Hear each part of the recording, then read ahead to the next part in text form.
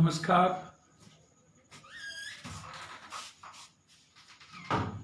मेरा सवाल बहुत ही संवेदनशील है।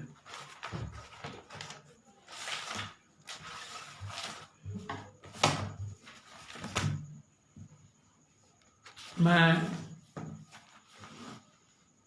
अब बहुत हतोत्साहित होते जा रहा हूं।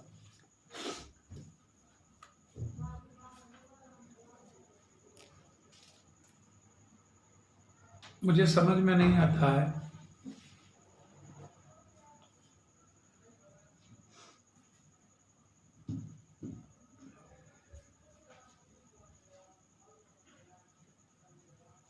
कि लॉकडाउन का ये तीसरा चरण,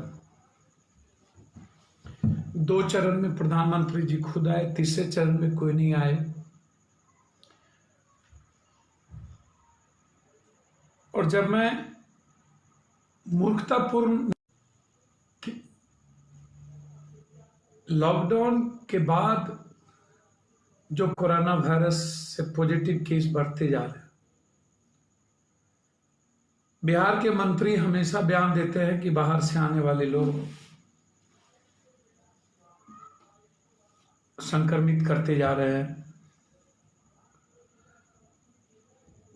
आपकी जांच की प्रक्रिया क्या कहती है? अभी आपने ऑर्डर एक निकाला बिहार में कि पहला केस, ये ऑर्डर है, ये आपने ऑर्डर निकाला है कि 14 दिन पहले 30 अप्रैल को ये लेटर जारी किया। इसमें कहा गया है कि किन किन लोगों का टेस्ट पहले करना है। 14 दिन में विदेश से आए हैं। अब आप बताइए कि 24 मार्च से ही अंतर्राष्ट्रीय यात्रा बंद है, तो इसका मतलब क्या है? 30 अप्रैल से 14 दिन पहले का मतलब 16 अप्रैल के बाद जो विदेश से आए। अब ये अंधेर नगरी चौपट राजा वाली कहानी है कि नहीं? आप सोचिएगा, ये चिट्ठी बिहार सरकार का है। कोई ना समझ, ना कोई दृष्टि, ना कोई नियत, ना कोई संवेदना, ना जज्बात, ना ईमानदारी, सिर्फ खानापूर्ति करना। 50% अधिक मरीजों को कोरोना के लक्षण नहीं पाए जा रहे, यह भी लेटर में दर्शा दिया खुद ही। मुझे समझ में नहीं आता, इन कोरोना वायरस के तीसरे चरण में के पहले 42 दिन में हम लोग क्या किए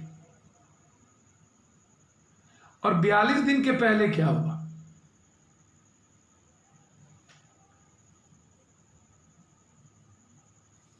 क्या हम कोई तैयारी में थे? Lockdown lockdown lockdown, green zone 3 भाग में बांट दिए। कहीं पर बाबर बाल कटाने वाले खुलेंगे, कहीं नहीं खुलेंगे, कहीं शराब खुलेंगे। फिर ग्रीन जोन में जहां शराब खुलेगा वो बगल में स्मगलिंग होगी, बगल के लोग ग्रीन जोन में आएंगे, वहां बाल कटाएंगे, फिर वहां से कोरोना वायरस होगा। मुझे समझ में नहीं आता, मेरा दिमाग काम नहीं कर रहा है कि किस तरह के ये लॉकडाउन है। आप खुद ही भंवर जाल में फंसाते जा रहे हैं। लॉकडाउन का मतलब था कि पूरे देश में लगभग 5 करोड़ से ऊपर, 7 करोड़ के लगभग देश भर में मजदूर काम करते हैं, समझिएगा। उसके बाद पढ़ने वाले छात्र हैं, उसके बाद प्रशिक्षित रोजगार वाले लोग हैं। बहुत गंभीरता से समझने की जरूरत है। यदि आप नहीं समझेंगे तो फिर प्रॉब्लम होगा।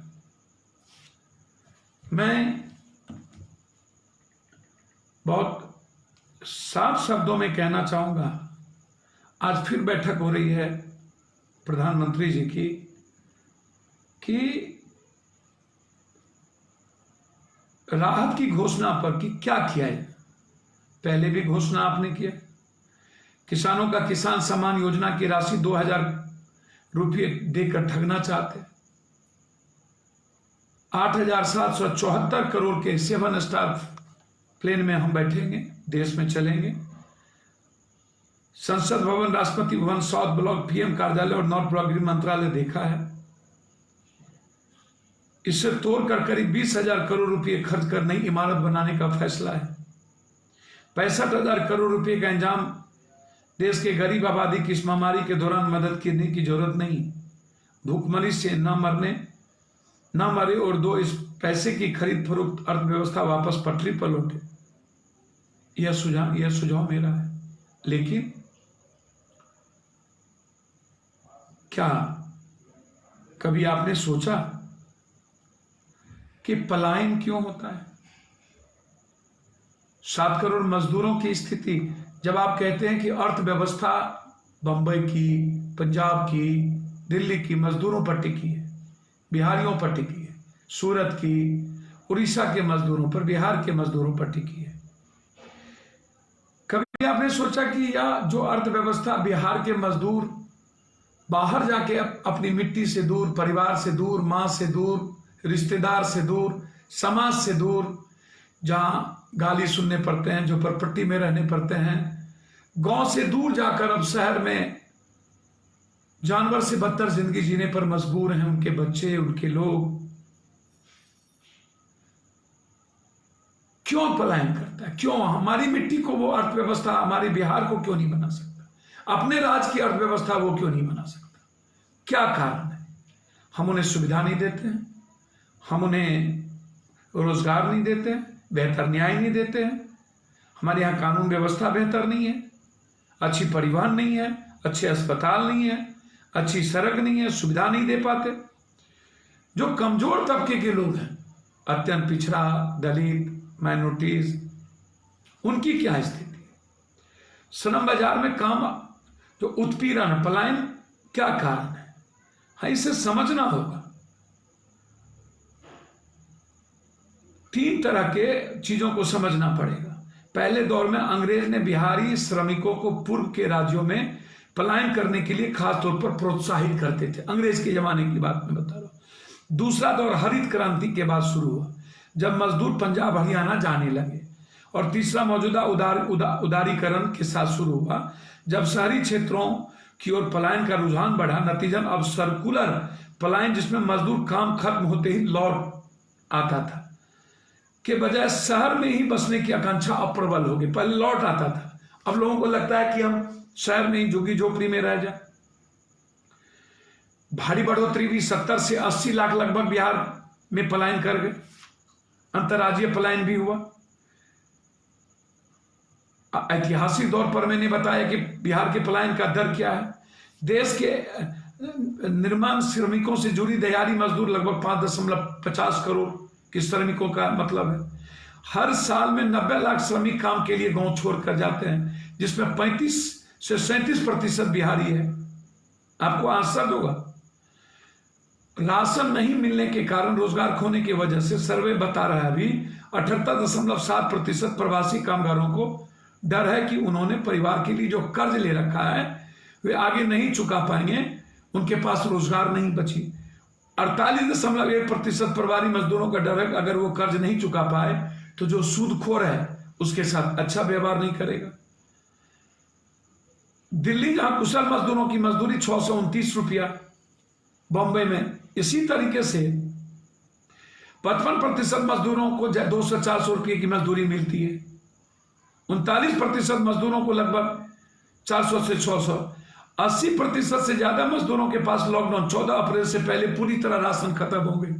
14 अप्रैल के पहले सर्वे कहता है 42% मजदूरों ने बताया कि उसके पास दिन भर का राशन भी नहीं है।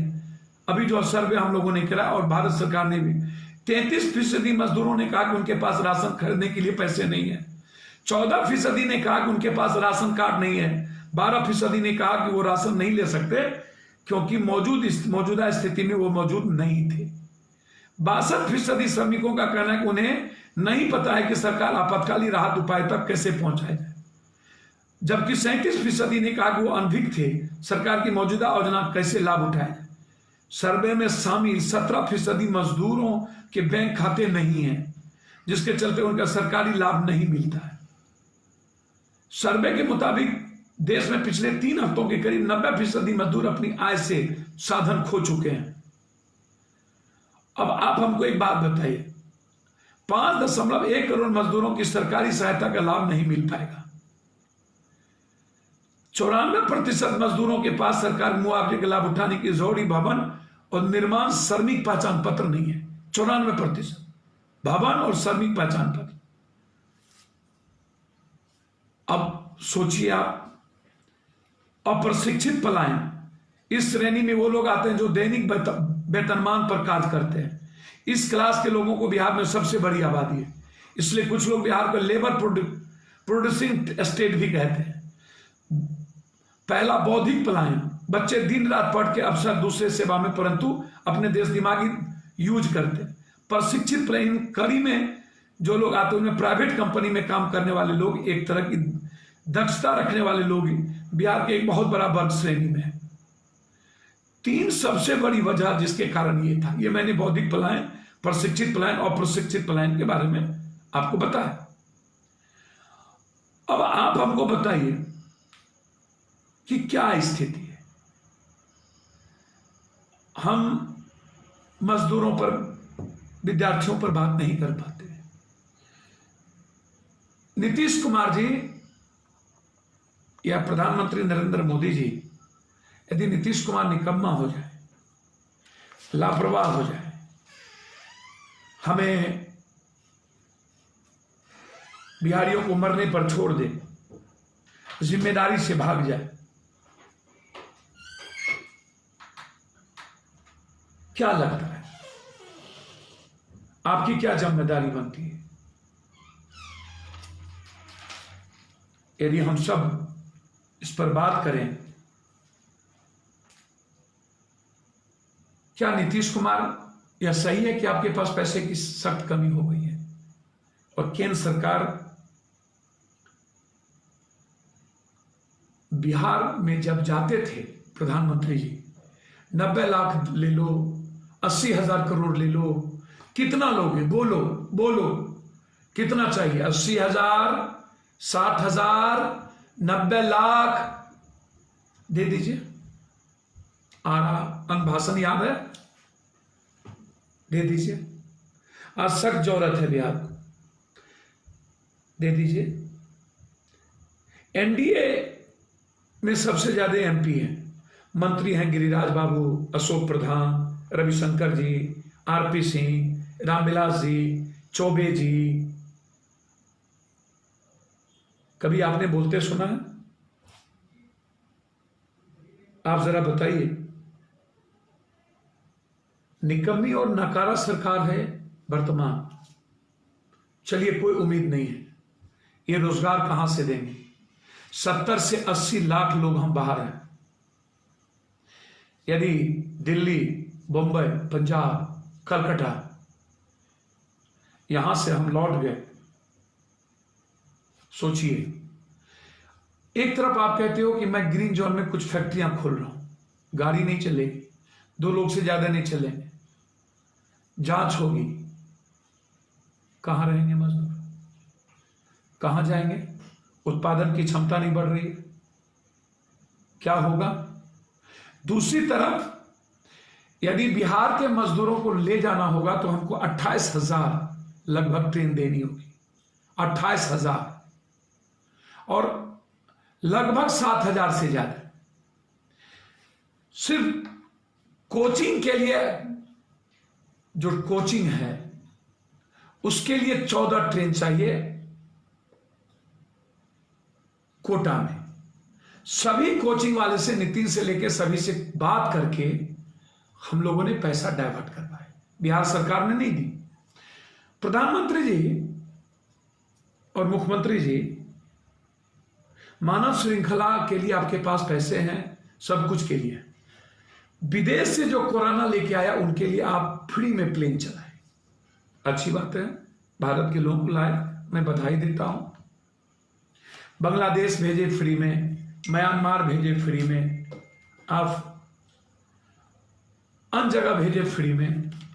आप जरा हमको एक बात बताइए, सबसे ज्यादा संसाधन पर किसका अधिकार है?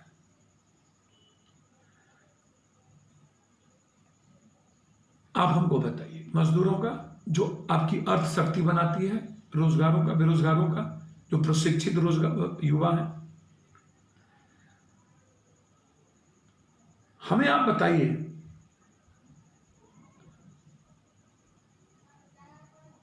कि आप सभी जगह वेतन काट रहे हो, रोजगार छीन रहे हो,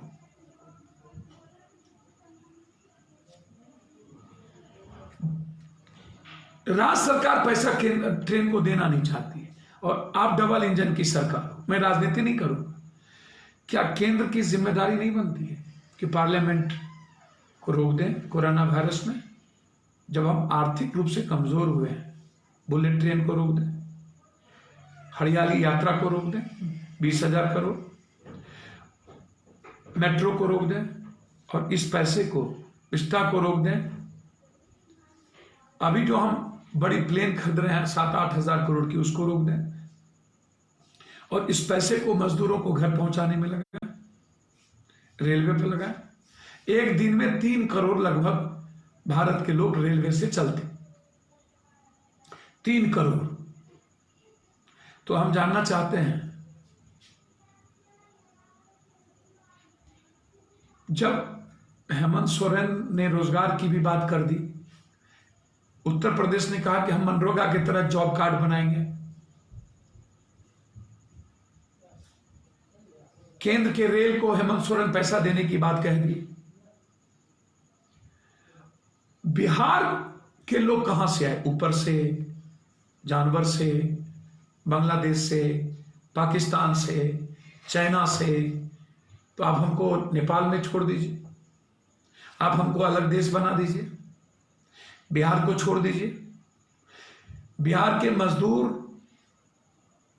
जब पूरे भारत की अर्थव्यवस्था को मजबूत करती है, तो नीतीश बाबू बिहार की मिट्टी की महक को, बिहार की अर्थव्यवस्था इतनी कमजोर क्यों? जब मजदूर ही सबसे बड़ी रीढ़ है, तो फिर गाली क्यों देते हो? फिर मारते क्यों? फिर भूख से परेशान क्यों करते हो? ये हालात क्यों पैदा किए? जानवर से, कुत्तों से बदतर क्यों बना दिए? मैं जानना चाहता हूं। मैं संजय सिंह सांसद से मिला, आम आदमी पार्टी। उन्होंने मुझसे कहा कि पप्पू जी, मैं आपको वचन देता हूं, मैंने आपको वीडियो भेजे हैं एक एक कोटा के कोचिंग लोगों से जो मैंने बात की, पैर तक पकड़ा। मैंने कहा मेरे बिहार के बेटे को, बच्चों को आप करवा दो, मेरी अकेले की औकात नहीं थी। मैं इस तरह सबसे बात करता हूं। क्या मैं चैलेंज करता हूं किसी कोटे के मालिक से, सरकार ने या विपक्ष ने बात की तो उसको सामने ला। मैंने वीडियो भेजे हैं, सारे कोचिंग वाले ने मुझसे कहा कि पप्पू जी मैं आपकी बातों पर, आज भी उन्होंने कहा कि हम लोग की जितनी औकात है हम लगा रहे हैं। आज सांसद ने कहा, हम पंडित आचार्य रविशंकर जी से बात की, उन्होंने कहा पप्पू जी बिहार की जितनी मदद होगी मैं करूं। संजय सिंह ने कहा कि बिहार के मजदूरों और छात्रों के लिए जितने रेल और बस के पैसे लगेंगे पप्पू जी दिल्ली सरकार देगी। बस दूं? तो उन्होंने कहा नहीं, बिहार सरकार के द्वारा आना पड़ेगा। नूडल्स अफसर कोई पैसे फोन नहीं उठाते। 4 डॉक्टर हमसे मिले, सफदरजंग और एम्स के, रो रहे थे। बिहार भवन गए, कोई नहीं मिला, गाली दे के भगा दिया। सारा फोन उठा हुआ रहता है, एक भी नूडल्स अफसर नहीं मिलते हैं, सब मौज ले रहे हैं। सबको पैसा लूटने की पूरी अलग अलग हिस्से बना दिए गए, और वो पैसा अलग अलग एमपी मंत्रियों को मिलेगा। मैं जानना चाहता हूं, और बड़ी विनम्रता के साथ जानना चाहता हूं, जब दिल्ली सरकार आपको पैसा देने को, मदद करने को तैयार है, मैं बिहार के युवाओं से कहना चाहूंगा, मैंने कहा मेरी हैसियत बहुत बड़ी नहीं है, हैसियत है ही नहीं, औकात है ही नहीं। एक साधारण आदमी जो गाली देता है उससे भी छोटी हैसियत है। मेरी औकात का पता मुझे है, और वो औकात का पता मधेपुरा, सहरसा, सुपौल के लोगों ने बता दिया। एमपी किसी को कहते हैं तुम दलित हो, तुम पिछड़ा हो, तुम उनको वोट देते हो। तो मुसलमानों ने वोट दिया, यादवों ने वोट दिया, कोई कहता है अमुक जात ने वोट दिया। ये एमपी इस तरह की बात करते हैं। एमपी लोग से मैंने कहा था, अपने क्षेत्र के लिए 4-4 सब बस रैली में ले जाते हो, आप मात्र 20 बस दे सकते हैं ना? कहां है?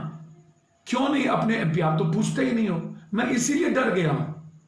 ये जो बिहार की जनता और यूथ है, ये हमेशा बात करती है चुनाव में दिखा देंगे, ऐसा देंगे। कुछ नहीं होता, चुनाव में कुछ नहीं करते। ये मस्त हैं। ये सारे पैसे 4 महीने के बाद जो चुनाव है उसमें खर्च होंगे। आज बिहार की जनता को लाने पर खर्च नहीं होंगे। नीतीश कुमार को पता है कि उनके पास पैसे नहीं है, केंद्र उस वक्त पैसा नहीं देगी। नीतीश कुमार पूरी तरह डरी हुई है। नहीं तो चुनाव के समय सारा मुख्यमंत्री सड़कों पर हो, 1.5 महीना से कोई मंत्री, उप मुख्यमंत्री और मंत्री इस तरह का व्यवहार करेगा? इस तरह का व्यवहार? उसको पता है कि 15 साल पहले का डर दिखाएंगे। एक जो विपक्ष है कहां खोया हुआ है, कहां पता है? आप भी जानते हैं विपक्ष का क्या औचित्य है। बस उन्हें कोई मतलब जिम्मेदारियों से नहीं है। तो बिहार किसके भरोसे है? राज्य सरकार ने दावा किया कि वो अपने नियमित कर्मचारी को मार्च अप्रैल का पूरा वेतन देगी। क्या ये कोई एहसान है? इस दौर में नियोजित शिक्षकों से दुश्मनी पाल रही है सरकार, उन्हें वेतन नहीं दे रही। बहुत सारे शिक्षकों की मौत हो गई। सरकार जल्लाद की तरह काम करती है। इस दौर में भी शिक्षक समाज से दुश्मनी, बदला लेना, सभी नियमित अनियमित कॉन्ट्रैक्टर, सभी कर्मी को पूर्ण वेतन नहीं देना, क्या है नीतीश जी? ये आप बताइए ना। आप चाहते क्या है? एक ट्रेन 2 ट्रेन चला करके आप 20 दिन 22 दिन क्वारंटाइन। आप जांच करिए, छात्रों को एग्जामिनेशन है और उसको फिर घर में जांच करने के बाद जाने दीजिए और उसको 16 दिन के लिए क्वारंटाइन उसके घर में कीजिए। आप जिस तरीके से क्वारंटाइन कर रहे हैं, क्या ये तो टॉर्चर है? आप तो यह कह रहे हैं कि इतना टॉर्चर कर दो कि कोई बिहार आना ना चाहे। आज आपके प्रवक्ता कह रहे थे, आपने आज स्वीकार कर लिया कि 70-80 लाख मजदूर बाहर हैं। आप तो कह रहे थे पलायन नहीं हो रहा। 27 लाख एप्लीकेशन पर गए, 28 लाख। आप कह रहे हैं 17 लाख को हम 1000 दे दिए। नीतीश जी, इतनी निकम्मी और नकारा इंसान, 15 साल राज किया, 12 किस्मत, 12 सत्ता, और आप आज भी। मैं केंद्र से पूछना चाहूंगा, क्या केंद्र की जिम्मेदारी बिहार के प्रति नहीं है? क्या बस अब चुनाव में ही हेलीकॉप्टर लेकर के आप बताएंगे कि हमने 37 दिन के बाद एक ट्रेन चला दिया था, 4 ट्रेन चलाया था, 37 दिनों तक लात मारे थे, ये नहीं कहेंगे? हमने 500 रुपये दी थी, हमने ये पैकेज घोषणा किया, हम 2000 रुपया दिए। अब बाबा रामदेव किनके किनके कर्ज माफ किए भगोरे के, वो नहीं बताएंगे। आप ये नहीं बताएंगे कि 9 रुपया 28 पैसे में एक दिन में जीने पर मजबूर कर दिए। आप ये नहीं बताएंगे। प्रत्येक दिन दिल्ली की सरकार से, सांसद से बात करके, पैर पकड़ के लोगों को अनाज भिजवाता हूं, खाना डेली पहुंचता हूं हर आदमी के गांव जगहों पर। आपको क्या बताऊं लोग कैसे भूखे हैं। आप डेली मेरा वीडियो 7 बजे का देख लीजिए प्लीज। लोगों की स्थिति देखिए। दूर दूर से लोग, मध्य प्रदेश, उत्तर प्रदेश, बंगाल, दूर दूर से लोग। अब तो अकाउंट में डालने के लिए मेरे पास पैसे भी शायद 2-4 दिनों में खत्म हो जाएंगे, नहीं बचेंगे। कौन देगा?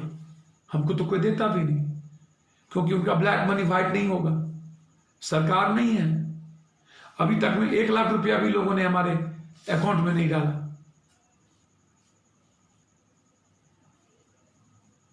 अब आप सिर्फ, मैं समझ नहीं पा रहा हूं कि जो मजदूर जाएंगे नीतीश कुमार और जा रहे हैं, क्या उनको मनरेगा के तहत जॉब कार्ड बनाएगा?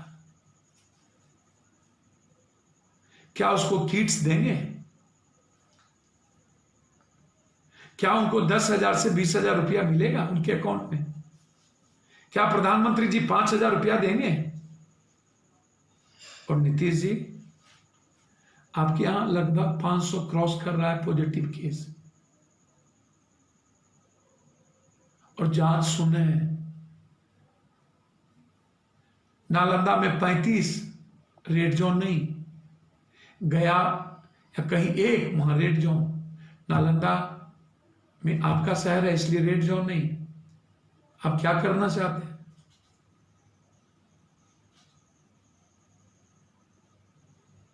आप बिहारियों को क्यों मारना चाहते हैं? बिहार लिस्ट क्यों नहीं तैयार करवाते? आप अहंकार में क्यों हैं?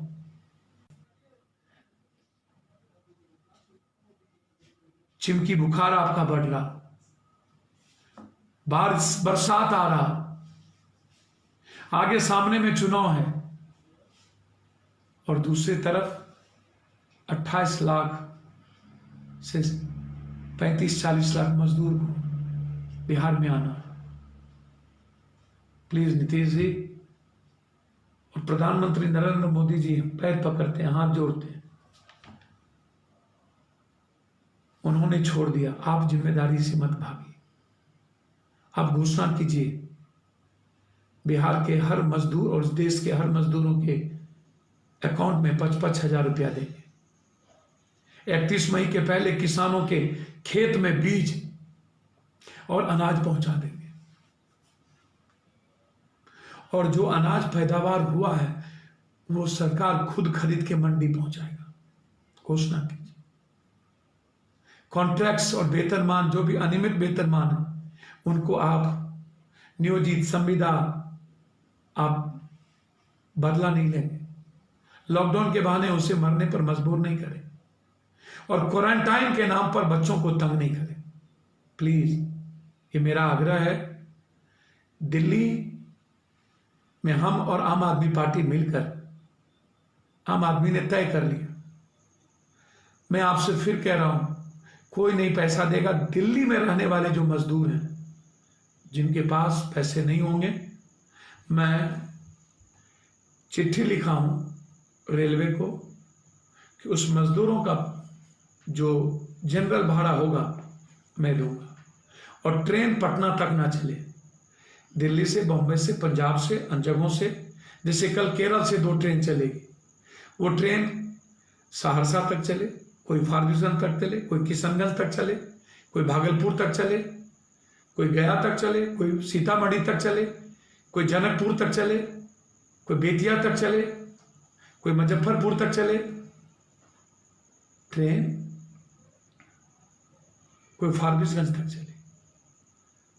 लगातार आप, मैं धन्यवाद दूंगा कोटा के बच्चे और बेटियों को और छात्रों को। आप तो मार रहे हैं, और जब कोई बचाना जाता है तो मुखिया जी पर केस कर दिए। रानीगंज के विक्टर मुखिया जी, जो मुखिया संघ के अध्यक्ष हैं, उस पर केस कर दिया गया, मार भी दिया अस्पताल में, और बचाने गए, पब्लिक का हमला हुआ, बचाने गए तो मुखिया जी पर आप किस बात का बदला लेते हो? हमारे छात्र नायक को जेल भेज दिए, पटना यूनिवर्सिटी के चुने हुए अध्यक्ष को। आज आवाज थी छात्रों की कि आज कोटा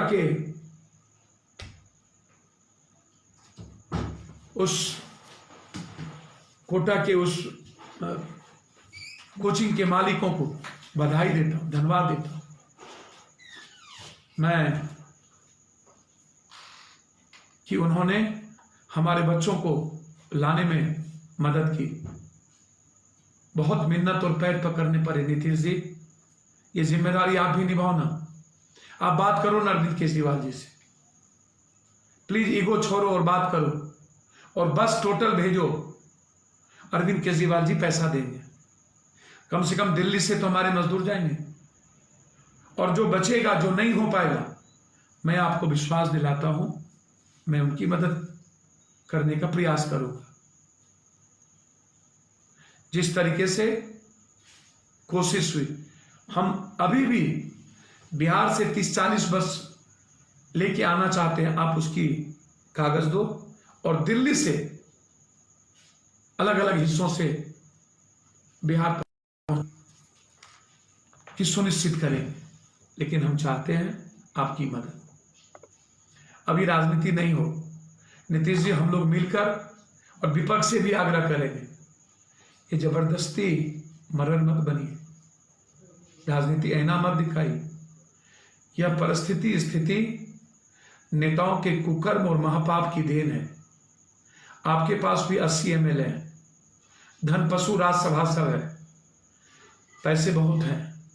उनको कहिए, जब चुनाव में हेलीकॉप्टर और करोड़ों के रथ पर घूम सकते हैं, जब बिहार की यात्रा में करोड़ों खर्च करते हैं, बाय नाच करवाते हैं, पटना की रैली में करोड़ों खर्च होती है, आपके बालू माफिया और सभी माफिया लोग, सारे MLA इतने पैसे हैं, उनको कहिए कि तुम लोग बस की व्यवस्था करो। आज एक होकर के बिहारियों को बचाने की जरूरत है, बिहार के मजदूरों को बचाने की जरूरत है, बिहार के 80 लाख लोगों को परेशानी से निकालने की जरूरत है। नीतीश जी, केंद्र सरकार से बात कीजिए और रोजगार की गारंटी के साथ मजदूरों को लाइए, और क्वारंटाइन के नाम पर मजदूरों को तंग मत करिए प्लीज। नकारा और निकम्मी सरकार तो आप देख चुके, प्रबुद्ध लोगों ने भी यह मान लिया, पढ़े लिखे लोगों ने भी मान लिया, लगभग सभी लोगों ने मान लिया कि 15 साल एक महापाप से छुटकारा पाने के लिए गड्ढे से खाई में जाना पड़ा, और बिहार की दुर्गति और स्थिति आपने इस हालात में पैदा कर दी।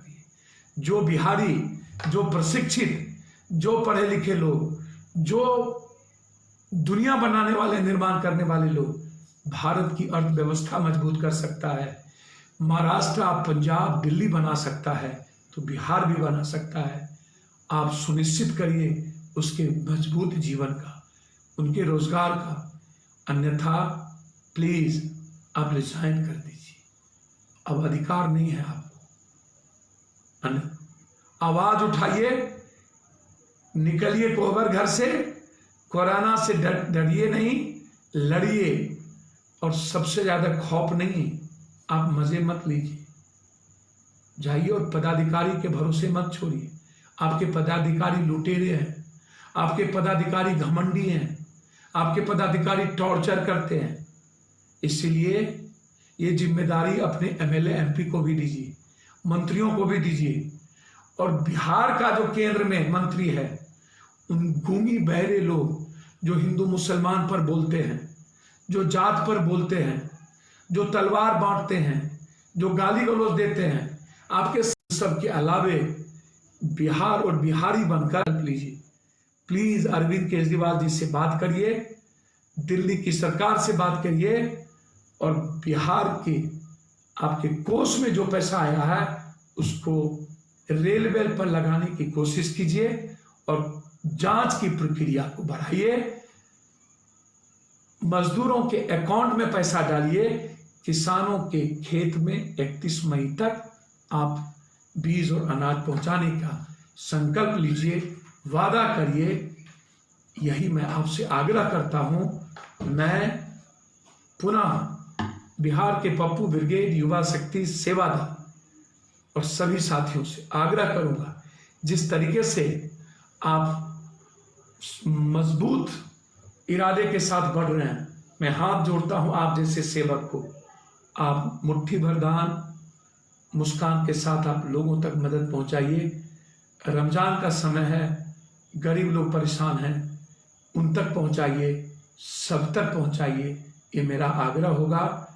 और जिस तरह मनीष जी को जेल भेजा, आप आवाज उठाइए, आवाज उठाते रहिए।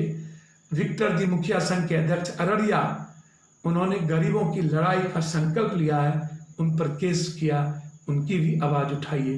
पुनः एक बार बिहार के हीरो को सलाम, और पूरे बिहार की तरफ से मैं धन्यवाद देता हूं। कोटा के उन महा मजबूत कोटे की कोचिंग के मालिक को, जिन्होंने मेरे बच्चों के दर्द को समझा, मेरे आग्रह को आपने समझा, मैं परछाई की तरह आपके साथ खड़ा रहूंगा। अगर आप ये वीडियो YouTube पर देख रहे हैं तो हमारे चैनल को सब्सक्राइब करें और बेल आइकन को दबाना ना भूलें।